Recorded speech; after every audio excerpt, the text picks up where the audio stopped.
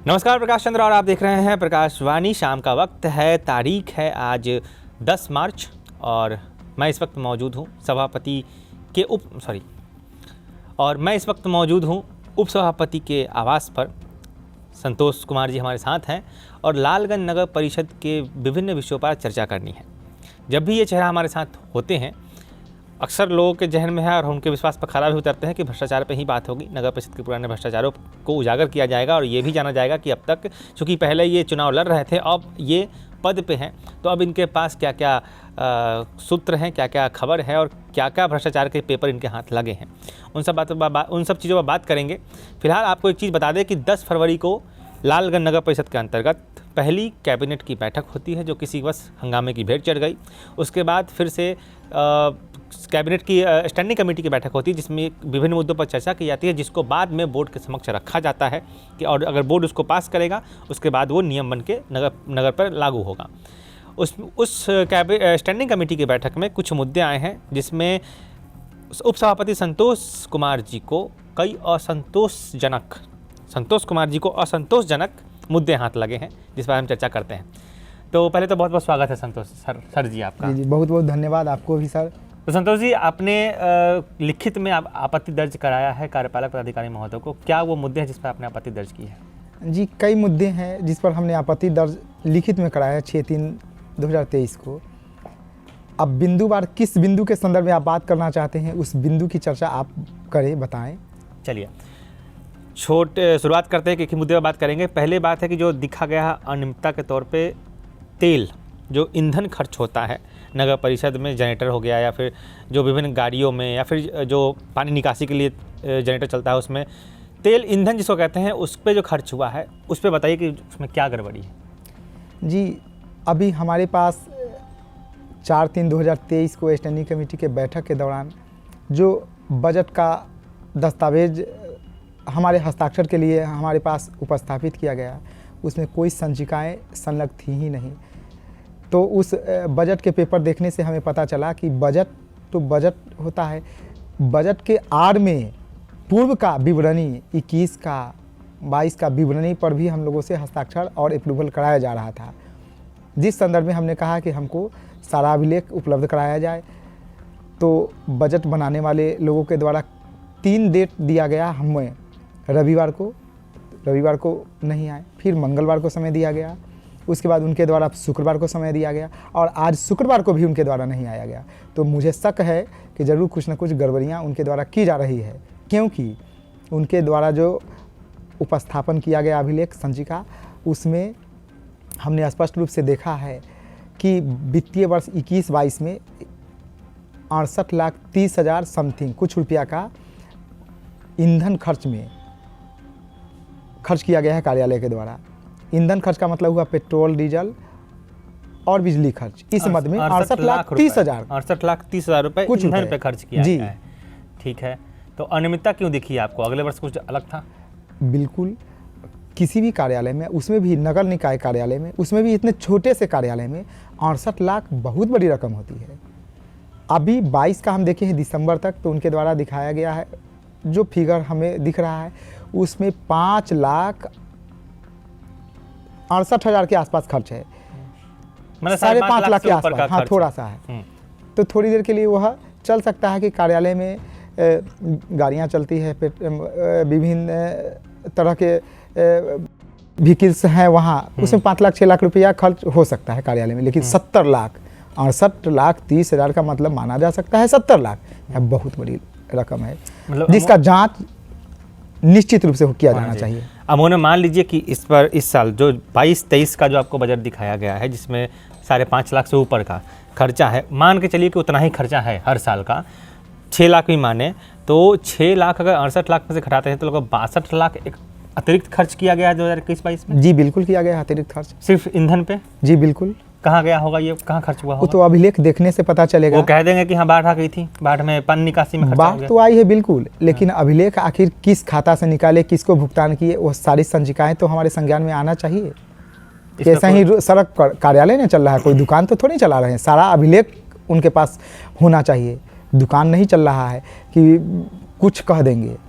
तो जब आप कह रहे हैं कि जो बड़ी अनियमितता है जिसके बारे में आपने डाटा मांगा है, उनसे संचिका मांगी है आपने, कार्यपालक पदाधिकारी की तरफ से क्या जवाब आया है? क्या देना चाह रहे हैं, नहीं देना चाह रहे हैं, कब तक उपलब्ध कराएंगे? जी, उनके स्तर से इस बिंदु पर कोई चर्चा नहीं हुई है, बल्कि उनके द्वारा जिस चार्टर्ड अकाउंटेंट जो फर्म है उस फर्म से यह बजट बनवाया गया है, उनके द्वारा जो बनाया गया है उनसे हमारी बात हुई है। उन्होंने कहा है कि हमारे पास कोई अभिलेख नहीं है, कार्यालय से जो मार्गदर्शन दिया गया उस लाइट में हम लोगों ने बजट बनाया है।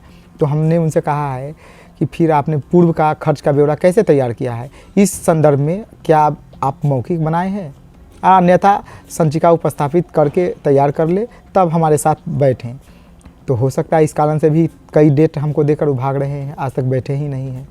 भाग रहे हैं जब आप बोलते हैं तो बड़ा गंभीर आरोप लग जाता है। जी बिल्कुल, क्योंकि शनिवार को 4/3 को जब हमारी बैठक हुई तो रविवार को कल उनको आना था। उन्होंने कहा कि सर आज संभव नहीं है, ऐसे अगला समय दिया जाए। तो फिर मंगल का समय उन्होंने ही फिक्स किया। मंगल को फिर बुधवार को होली थी, बुधवार को होली थी सर, तो मंगलवार को समय दिया। मंगल के बाद उन्होंने समय दिया कि सर शुक्रवार को आएंगे 11:30 तक। आज मॉर्निंग में भी हमारी बात हुई है कि 11:30 तक हम सर आ जाएंगे, लेकिन नहीं आए, कोई सूचना नहीं है। फिर कार्यालय में कहे है कि आ जाएंगे, फिर भी नहीं आए। उसके बाद कार्यालय में पूर्व एक पार्षद है बड़ी मस्जिद के नदी का, वे कार्यालय गए किसी काम से, हमसे संपर्क साधने का प्रयास किए। तो प्रधान सहायक प्रभारी प्रधान सहायक रवि प्रकाश त्रिपाठी, उनसे उन्होंने बात कराया। तो हमने उनसे पूछा उनके बारे में, अकाउंटेंट्स जो सीए जो देख रहे हैं, तो उन्होंने कहा कि आज अगर वो आने वाले हैं या नहीं आने वाले इसकी जानकारी हमें नहीं है। यानी कि नगर परिषद लालगंज कार्यालय को इस संदर्भ में जानकारी नहीं है कि कार्यपालक आने वाले हैं। नहीं, वो जो बजट बनाए हैं, जो फर्म से कार्यपालक पदाधिकारी बनवाए हैं बजट, वे लोग, तनवीर नाम है उनका। अच्छा। जो हमसे बात की है तनवीर जी आने वाले हैं, इसकी जानकारी उन्हें नहीं है। तो क्या लालगंज नगर परिषद में लेखापाल की बहाली नहीं हुई है? जी, पहले से तो हम जानते हैं प्रधान सहायक लेखापाल रहते आए हैं। पहले नगर परिषद, नगर पंचायत, नगर पालिका हुआ करती थी, उसमें लेखापाल या कार्यालय कर्मी ही बजट बनाया करते थे। तो अभी जो इस बार का जो बजट बन रहा है, चाहे इसके पहले आपको डाटा दिया गया है, वो किसी बाहरी बनवाया गया है? जी, बाहरी फर्म से बनवाया गया है।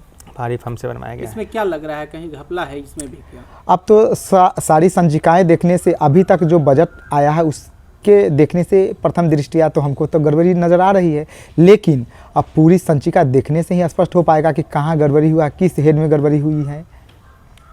ठीक है, आपने स्टेटस रिपोर्ट भी मांगा था? जी बिल्कुल, स्टेटस रिपोर्ट। क्या अपडेट मिला आपको? स्टेटस रिपोर्ट के कारण ही। स्टेटस रिपोर्ट होता क्या है पहले ही बता दीजिए। जी, स्टेटस रिपोर्ट होता है कि हमारे नगर पालिका की परिसंपत्ति क्या है, कितनी लेनदारी है, कितनी देनदारी है, हमारा मतलब कैपेसिटी क्या है, मोटा मोटी कहे तो नगर पालिका की संपत्ति कितनी है, कितना आय है, कितना व्यय है, उसका एक ब्यौरा मांगा जाता है। सारा ब्यौरा होता है उसमें। जी, क्या मिला आपको मांगे तो? जी, 10/2 का जो बोर्ड का बैठक हुआ उसमें इनके द्वारा कोई उपस्थापन नहीं किया गया स्टेटस रिपोर्ट, जिस कारण से माननीय सदस्यों ने बोर्ड की बैठक को बहिष्कार किया था 10 फरवरी को। जी, इसी मुद्दे पर बहिष्कार हो गया था। जी, स्टेटस रिपोर्ट और गट बैठक की संपुष्टि, इस 2 बिंदु पर ही वह बहिष्कार किया गया था।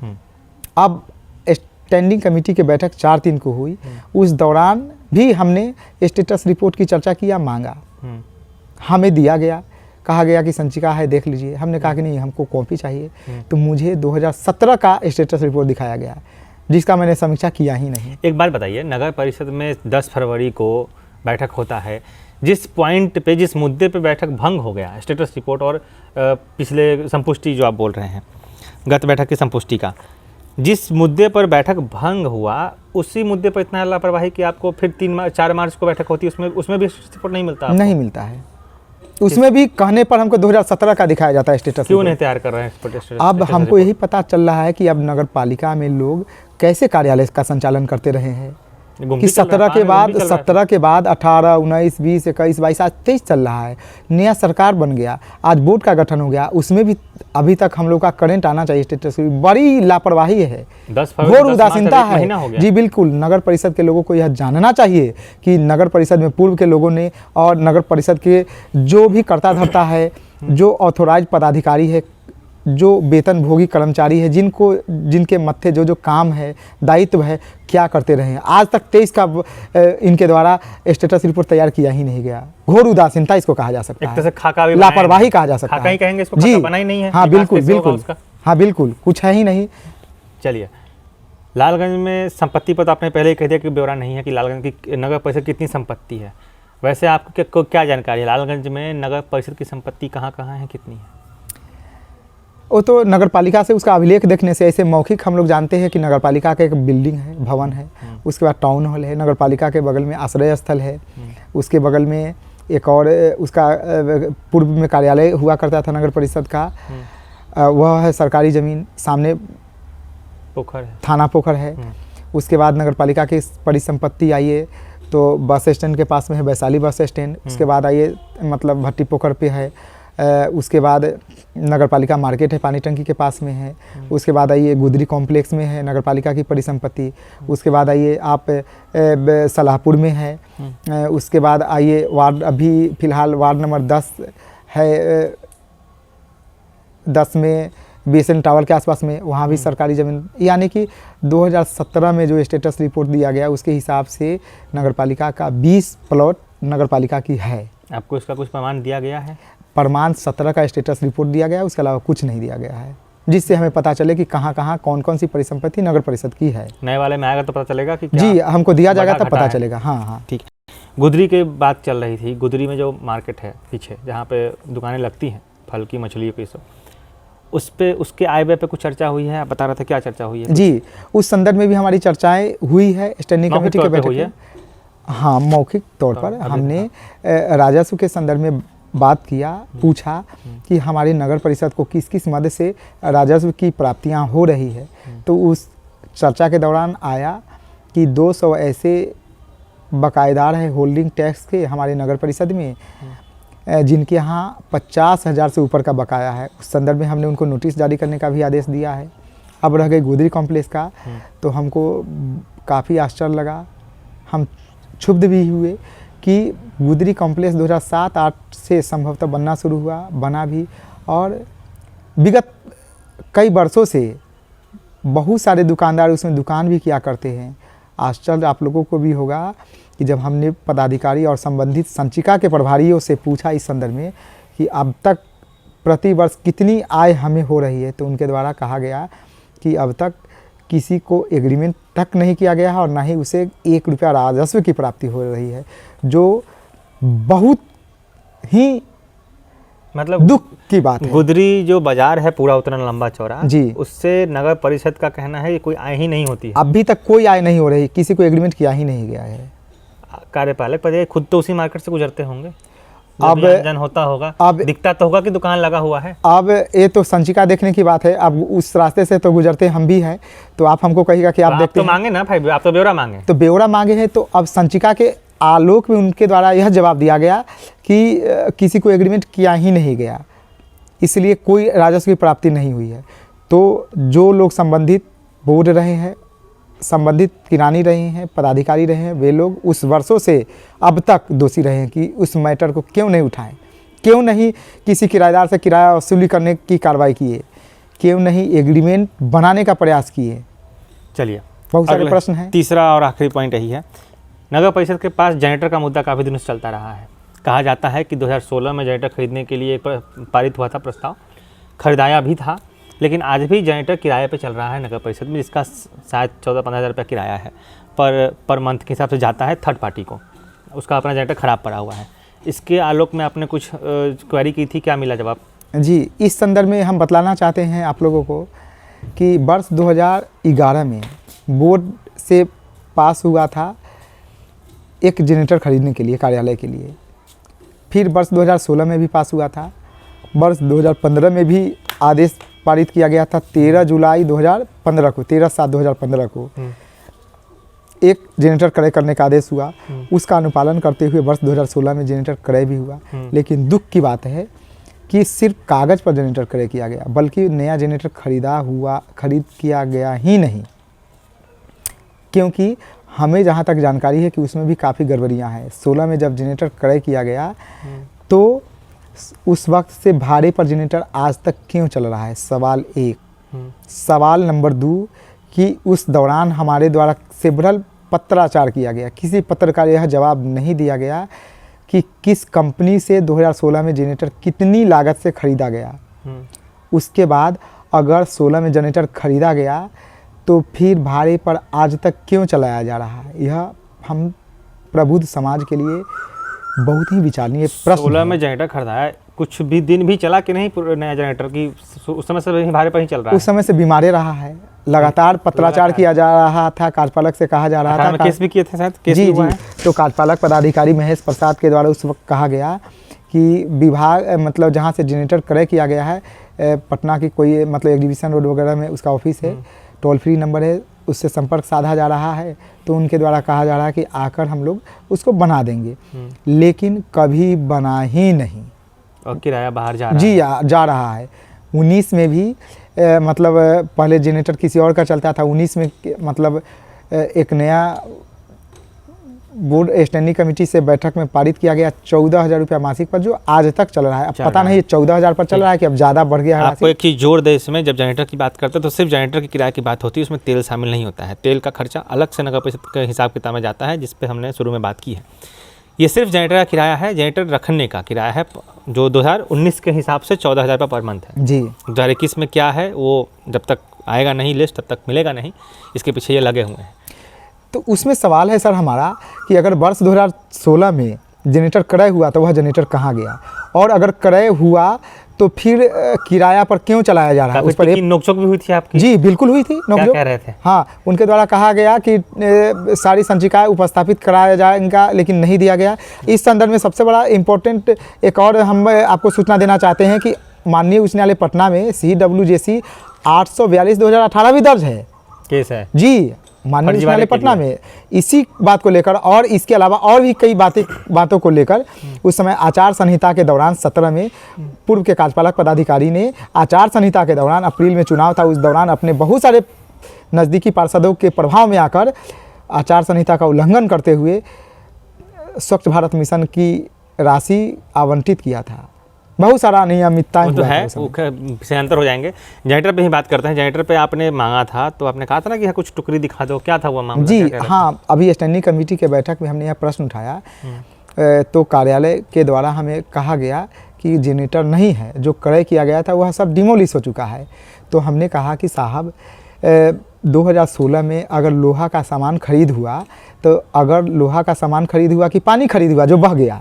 दूसरा सवाल हमने उनसे किया कि अगर 16 में खरीद किया गया जनरेटर ठीक है, तो जनरेटर अगर डिमोलिश हो गया तो उसका स्केलेटन भी तो टुकड़ा टाकड़ी बचल होगा ना, इतना भी तो बचल होगा उसका, जिसको हम लोग कहते हैं जंग लग जाना, रस्ट जिसको हम लोग कह देते हैं, जिसको कहते हैं कि परत जम जाता है। तब परत जम के इतना को टुकड़ियों तो कुछ होगा ना, कुछ भी तो बचा होना चाहिए। सीधा लोहा पानी बन के बह गया। उड़ गया। बड़ा इंपॉर्टेंट सवाल है सर। 16 में खरीदाया और 2022-23 में कहा जा रहा है कि है ये नहीं 16 से ही 16 से खरीदाया, और आप कह रहे हैं कि 22 में आप मांगे तो कह रहे हैं कि नहीं है। नहीं, उसी दौरान से 16 से ही गायब है, उसी दौरान से भाड़ा पर चलाया जा रहा है। मैं खरीदाया गायब हो गया। अब वही तो सवाल है, या खरीदाया या नहीं खरीदाया। अगर खरीदाया तो गया कहाँ, अगर खरीदाया तो भाड़ा पर उस समय से क्यों चल रहा है। मतलब क्या होता है डिमोलिश का? क्षय हो जाना, नष्ट हो जाना। नष्ट हो गया तो वही कबाड़ तो होना चाहिए ना। हाँ बिल्कुल बिल्कुल होना चाहिए।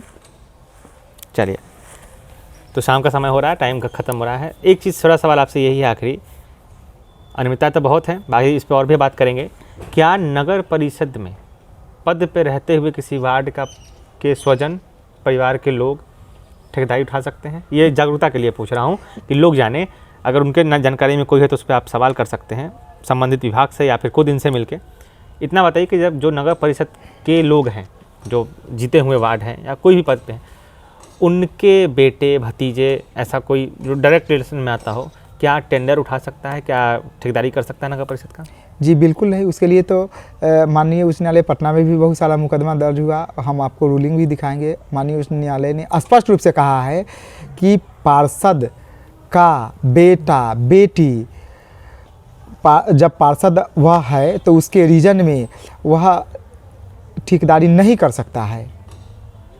स्पष्ट रूप से है, आदेश है जी। अगर कोई करता है तो क्या कार्रवाई होगी? बिल्कुल कार्रवाई होगी, उस पर FIR होगा, रिकवरी किया जाएगा और नियमानुकूल कार्रवाई उस पर किया जाएगा।